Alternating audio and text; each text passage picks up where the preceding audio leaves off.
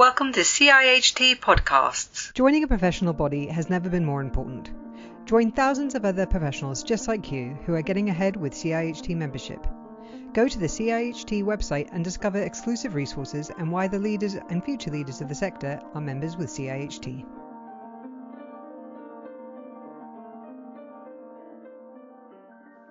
Hello everybody and welcome to our podcast for Black History Month. I'm Dana Skelly, a member of the CIHT Equality and Diversity panel and a fellow of the CIHT.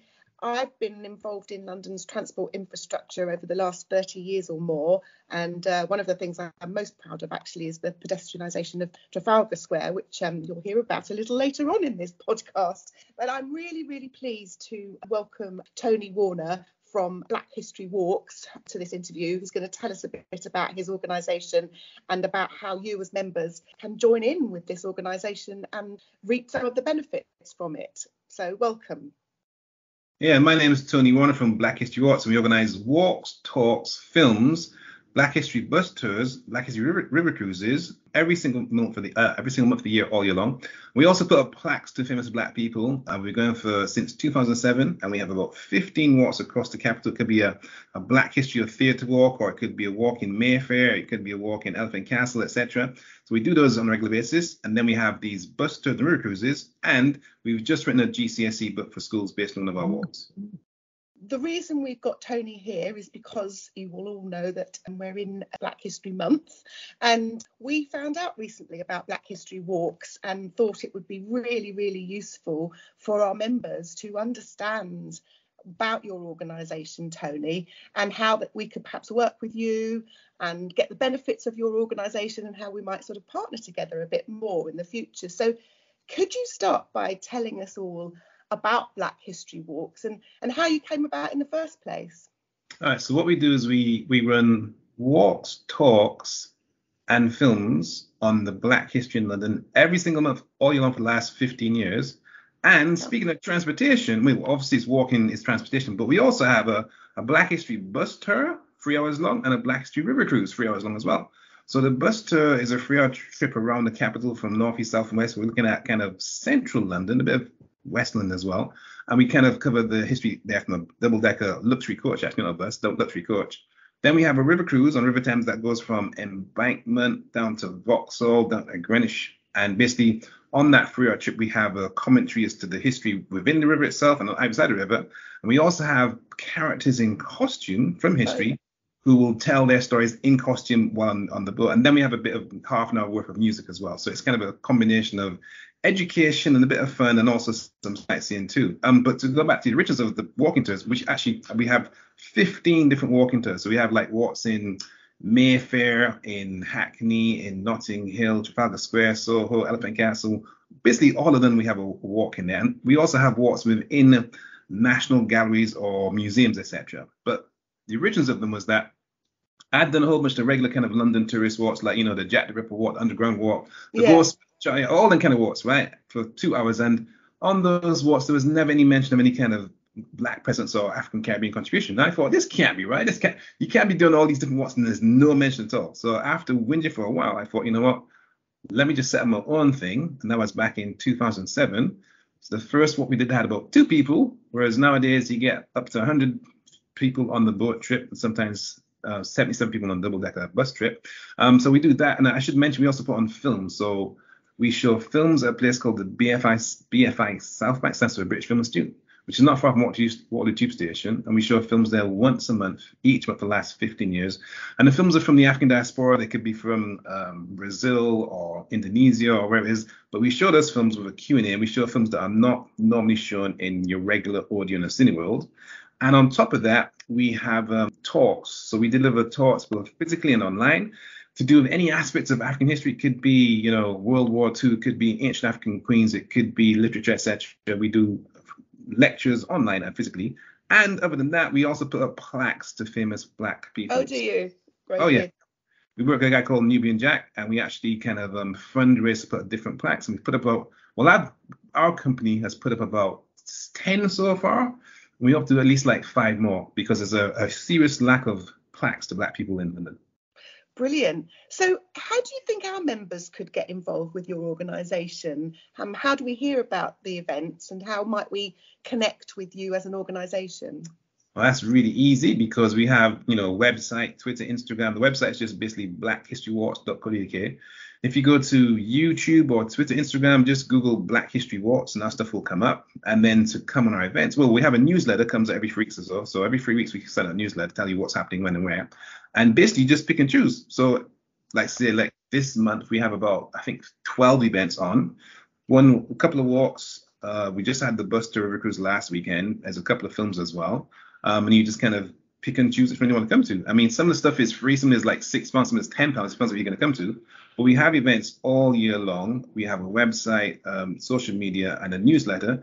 So if you're interested, you just add yourself to the main list, and that way you get notice of all these events. You just come down.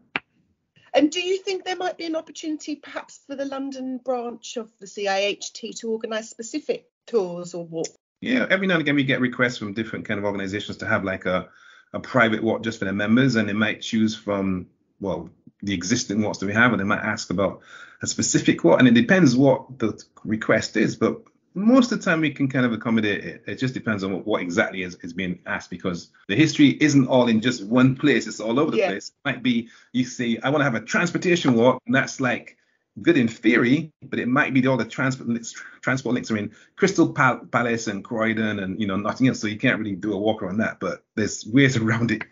Brilliant.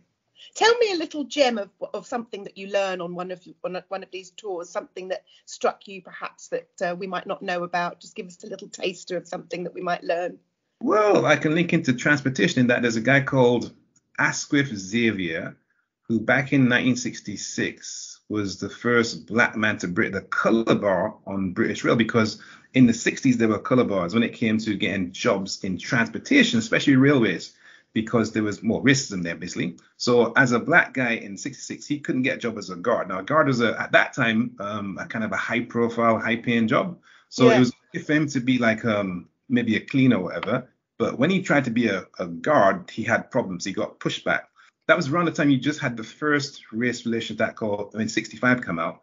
So basically, he lobby campaigned and he became the first black trained guard at Euston in 66, which then brought the barrier for the colour bar across the rest of the country. And that's one example. And that's right there in Euston, which is basically, central London. And that's what we call black British civil rights, in that as a black person, you couldn't get a job there until there was this fight for equality, protest demonstration, etc. And Asquith Xavier was the guy who set it up. That's brilliant. It really heartens me to hear these stories, actually, because, that's what we like to bring our history to life, don't we? That, it's important to sort of have those, you can almost see the event happening in your mind.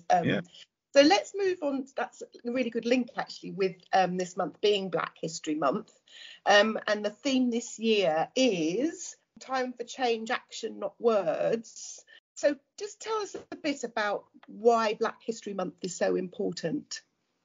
I'll give an example again to do with transportation. So I'm sure that on your way to work or home, you've probably seen a refrigerated truck, or lorry as we call them over here, right? So you have these big trucks and they have a refrigeration unit at the front, which chills the stuff in the back, which could be food, it could be blood plasma even, it could be a vaccine. In fact, some of your members probably drive them, right? I think that's what they do. Yeah, you have lorry drivers in your group, I presume.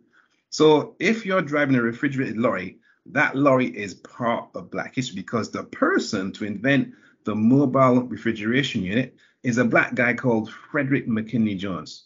So anytime you see one of those fridge units driving around, those big, massive articulate lorries, or even the small ones that go to Tesco's and Sainsbury's, etc., they're using that refrigerated unit, which was first invented by a black guy called Frederick McKinley Jones. And that then led to the growth of supermarkets, because, as you know, supermarkets have food from around the world, from like 50 miles away, that can only exist because of that refrigeration unit. And of course, that refrigeration was also used to transport blood and vaccines. So Frederick McKinley Jones links into transportation directly, and that links into a worldwide history and culture in that we have supermarkets because of his invention. Gosh, that's quite a clever link, isn't it? I mean, tell us a bit more about, learning about Black History Month.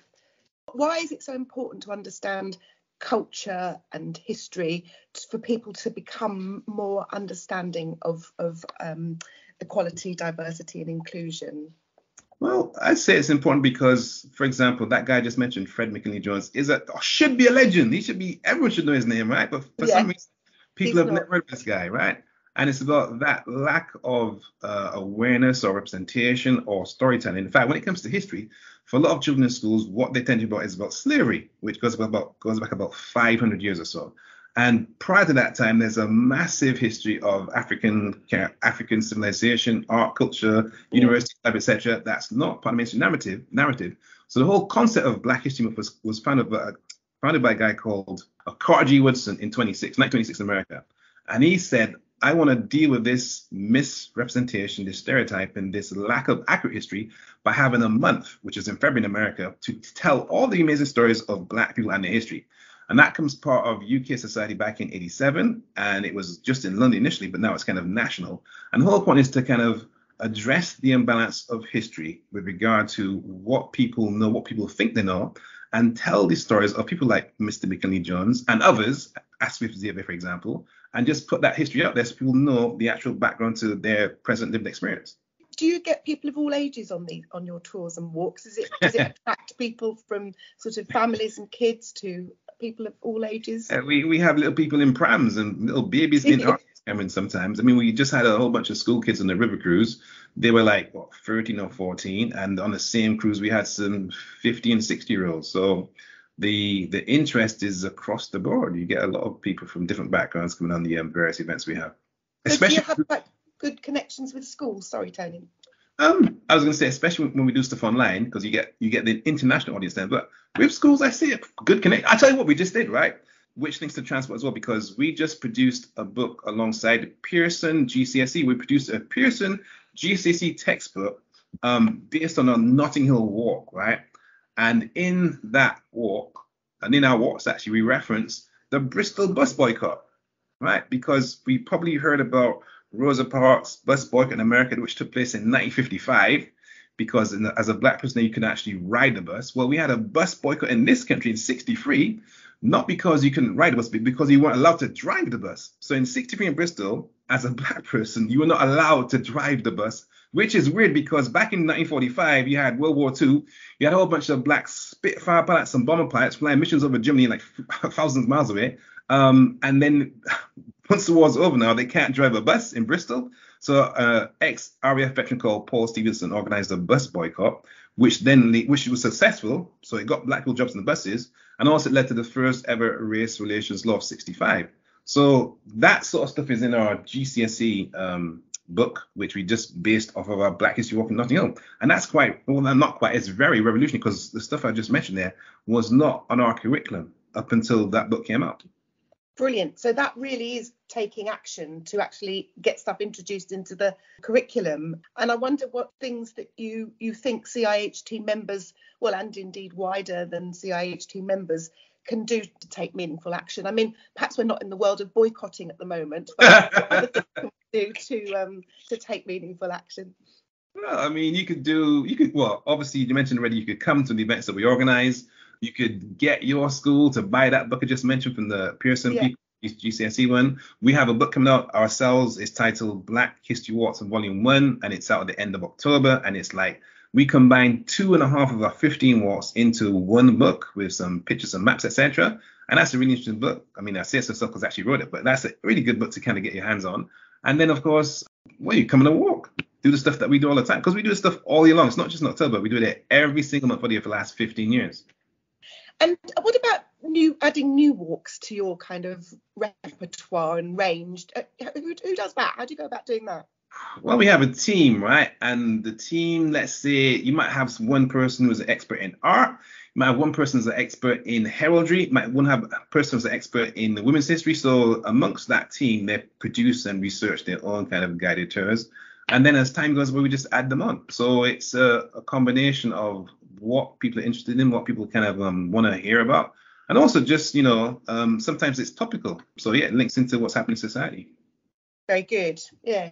So during your time with Black History Walks, what positive change have you seen during your time that's been created perhaps by the walks or by Black History Month? Well, I'll give you a couple of examples. So positive change, I've seen young people come on the walks, I should say more than one, right? And they've come. They didn't want to come. They didn't want to come at all. They thought they hear all about this negative story. And when they came and heard the amount of amazing stories, they're like, wow, I want to learn more. And then they went back to school and applied themselves to their school lessons and performed higher than they were performed before. I've had adults who were, again, a bit cynical about coming and walk. And once they've done the walk, they just became so inspired and enthusiastic and tell all their friends and bring their friends on future walks. But also, I'd say like a change would be that GCSE book, for example. That's a massive change. That some of the stuff we've been talking about for the last 15 years is now in a GCSE book, which is and the reason I mention that because talking about transportation again, in this country, we actually study Rosa Parks bus in America in 55. It's actually on the curriculum. But the bus bucket here in 63 is not on the curriculum up until last year. So that's why that's a big change. And I suppose and also, the plaques have made a change because we have kind of identified, like I said, I've done 10 plaques so far. And these refer to people like Dr. Harold Moody, a black doctor and preacher, had his own civil rights group here in the UK back in 1931, before Luther King came to prominence in 1955 in America. So you had a black British civil rights group right here in 31, and there was no plaque to him where we'd have his meetings, which was in the Great Russell Street YMCA, right? So we raised funds and put the plaque up there, and we've done that for about 10 other people. And there's a lot of really interesting characters who should be better known than they actually are. And those plaques help to kind of bring them to the world's attention. Which brings me on to asking you a bit more about how important you think seeing diverse and visible role models in any community is. You talked about some role models, but tell us about what they do to, how they inspire and a little bit about that. RAF World War II hero, veteran from World War II. He's from Sierra Leone and he flew 28 bombing missions over Germany. His name is John Henry Smythe, Flight Lieutenant John Henry Smythe. But this guy here, right, you can see the picture, he just looks cool all by itself. But this guy was flying his heavy bomber over Germany on his 28th mission. This guy, he flew, because at the time you might survive 10, 15 maybe if you're good. This guy survived 28, but on the 28th one, he got shot. He got shot in the groin in his aircraft, survived that. Then the plane was on fire. He had to jump at the plane that was on fire. He survived that too. Then he survived the trip or the fall from free fall speed to the ground, survived that. Then the Germans were looking for him and they just shot up the barn he was hiding in with a whole bunch of machine gun bullets. Survived that too. And then they captured him, right? And at this time, they'd often shoot you on sight. But for him now, because he was black, they couldn't believe it. They were amazed that he was a black guy flying an aircraft in World War II. So they don't shoot him, but they do torture him for a couple of days. Then they send him to a prison war camp in a place called Pomeranian, Germany, right? Where he's one of 1,000 prisoners, etc. And this guy here, the same guy, is actually on the escape committee planning escapes for other prisoners. That's what he's doing, right? He himself chooses never to try to escape. And he says the reason why is because, look, I'm a 6'5" black man. How far am I going to get in occupied Germany during World War II? It's not going to work out, right? Not looking like this. So then now he survives that, comes back to the UK, becomes a lawyer, becomes a barrister, becomes a QC, and he goes back to Sierra Leone, where he's from Sierra Leone, where he becomes the Attorney General for Sierra Leone. So this picture, right, just tells, just the picture itself looks cool, but the story behind it is amazing. And like I said before, this picture was not part of the curriculum up until the book that I just talked about, the GCSE book came out. But this picture is now in there. So speaking about role models imagery, just seeing this here can have an impact on you. But when you hear the story behind it, well, you think, well, if this guy could do that back in 45, what's stopping me? I mean, good grief. There should be a movie about this guy, right? And that's what I say when it comes to role models and imagery. And I'm going to ask you this. I've noticed most of the models, apart from Rosa Parks we know about, they tend to be male. Is there a sort of equality between men and women in some of these in the role model world? Inequality, yeah, I would say so. That's what we actually have. We actually have a course. We have it's a 12-week course.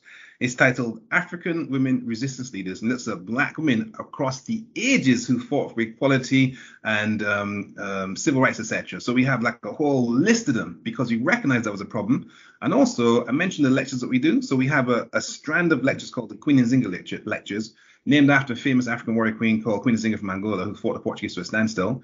And those lectures feature black women who are either academic experts or have just some expert knowledge. And we put them on a platform to share their expertise on a bi-monthly basis, whereby we get a lecture theatre or give them a kind of a Zoom platform, and they'll speak about their expertise with regard to black women resistance. So there is a gap, and we kind of recognize that we try to do stuff to kind of fill that gap. So you're right, yes. Brilliant. That sounds fantastic. I shall have to tap into that myself.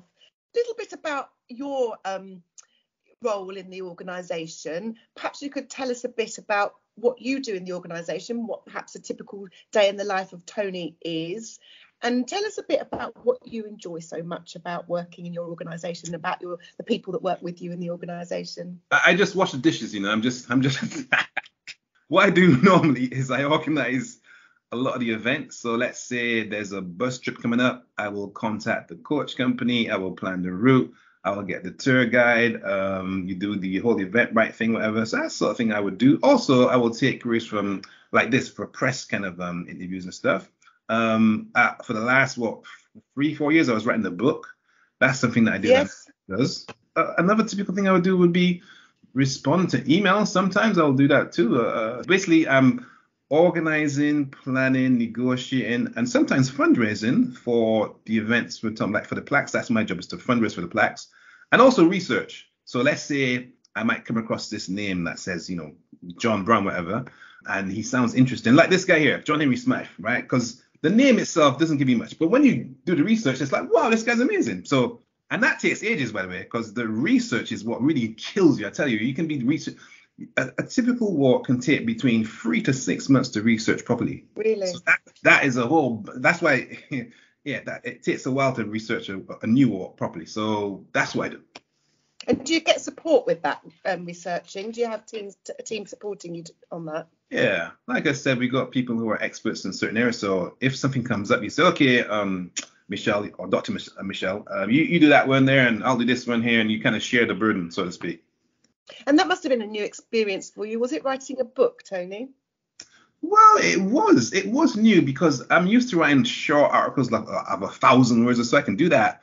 But the book is 100,000 words. So I'm like, it was a bit exhausting really, because what I noticed is that when you're telling people certain stories, for example, back in 1820, 1820, there's a black guy who tried to take over the country in 1820 by armed revolution. His name is William Davison. So this Jamaican guy, 1820, he was involved in something called the Cato Street Conspiracy, based in Cato Street in North London. And he got out and bought 300 guns and 3,000 bullets, etc. And he's part of a whole group who tried to take over the country in 1820. Now, when you say to people, they look at you a bit funny sometimes. So you have to have the references to prove what you're saying, the book, the DVD, the document, etc. And that's what makes it difficult, or that's what gives you a lot of hard work. Perhaps you could give us a bit of advice in our organisation. I mean, our institution has professional members who are transport planners, who are engineers, who are designers, who are in construction. And just like you, they plan routes and bus routes and things like that as well. But as a sector, we do have problems with equality, diversity and inclusion. And historically, a lot of the world of construction is quite a male-dominated industry. So what are your thoughts on what we could do in the transport sector to have a better achievement in the world of equality, diversity and inclusion? Well, if you go back to the Stephen Lawrence Inquiry, one of the things they suggested was that there should be Black-led staff groups who have access to the senior management team. So that's something that goes back at least 20 years, whereby you should have people within your organization already who are of African, Caribbean, Asian descent. Often they're not connected to each other, but once a group is established and that group has access to the higher echelons of power, and that power structure listens to the group down below, that can lead to change. The other thing is, I suppose, the typical kind of recruitment. If you always recruit at Oxford and Cambridge, then you're going to get that kind of person. If you recruit from other universities that don't have the same profile, maybe you will get a different clientele. Also, if you do have role models, quote unquote, in your organization, make sure they're visible and highlight them and talk about them, have them do kind of so-called outreach work. And also deal with the people in your organization who are resistant to any kind of change, because that's what institutional racism is there's people in an organization that don't like any kind of change or a particular kind of change, and those guys need to be kicked out. Yeah, that's really helpful, Tony. And I was just thinking about that. There's another thing about having the confidence to call things out, that perhaps some subtle discrimination that's taking place, or even maybe more overt discrimination, but to have the confidence to call it out and to actually Yeah. raise these things, which I think is an important aspect, because it's one of the things that certainly the work we've been doing as an institution on our toolkit is giving people that, you know, training and coaching in saying this isn't okay, you know, it is not okay to behave in this way. I think, well, there's one thing to sort of have role models, there's another to actually be able to say, you know, you can't behave like this. Or that's really helpful advice, Tony. Tell me, what's your favourite? Have you got a favourite walk that you always recommend to people? Personal favourite?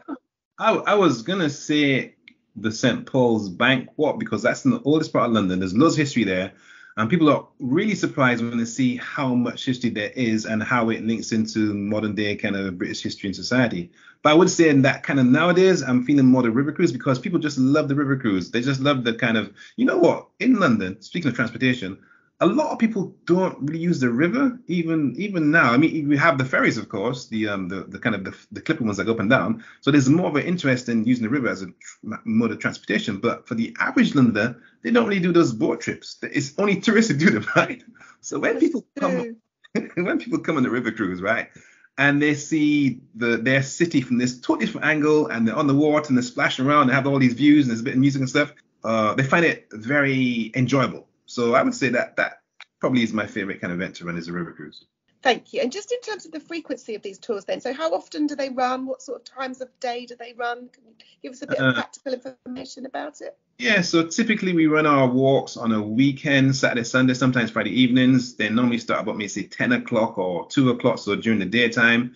Sometimes we do them during half term to get access to the young people, access to them as well. When it comes to films, they're normally on a Saturday afternoon. When it comes to the lectures, we do them during the week. And as I said before, they're sometimes physically and sometimes online. So we have and we kind of run them. Oh, sorry. So the bus tours we do about 6 times a year.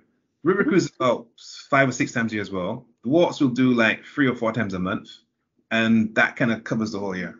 Brilliant. Okay. And so the theme this year for Black History Month, I believe, is time for change, action, not words. Okay. Is there anything that your organisation or you personally are doing in support of that? I know you mentioned the GCSE book, which is amazing. That may be the main one, but is there anything else? Well, you got 2 books. You got the GCSE book, then you got my own personal book, which comes out in the end of October called Black History Walks Volume 1. And then you got the plaques, because right now we're working on, let me tell you, we're working on a plaque in honor of a couple of black 1800s boxers. So I'm talking about 1810, 1811, 1812, etc. You had black boxers who could have been champions of Britain, but for some cheating in the ring. And one of these black boxers is a guy called Bill Richmond. Bill Richmond actually had his own pub and gym back in 1810 just off Trafalgar Square, because we have Trafalgar Square. And I have to thank you, Dana, for making that place pedestrian, because before you lot came along, that place was a nightmare to do any kind of walking tourism because you had to cross like 4 different roads. Whereas nowadays, you can just cross one road and you're in a peaceful oasis of calm and beauty, etc. So Bill Richmond, black guy, owned his own gym and pub just behind the National Gallery off Trafalgar Square. And that's where he trained. This black guy was training people like Lord Byron and how to box. So he had a black business owner who had his own business right there, just off behind the National Gallery off Trafalgar Square, back in the 1810s, which people don't know about. And he was a champion boxer. So we're working on a plaque in his honor right now. So that's the action I'm taking to move from words to physical change. Brilliant. Okay. Well, is there anything else you'd like to share with our members that I haven't touched on yet, Tony? I would just say sign up to the newsletter, come to our events, and hopefully I'll be showing you around the next couple of years or so. And buy the books too. Yes. Okay. Brilliant. Thank you so much, Tony. It was lovely to meet you.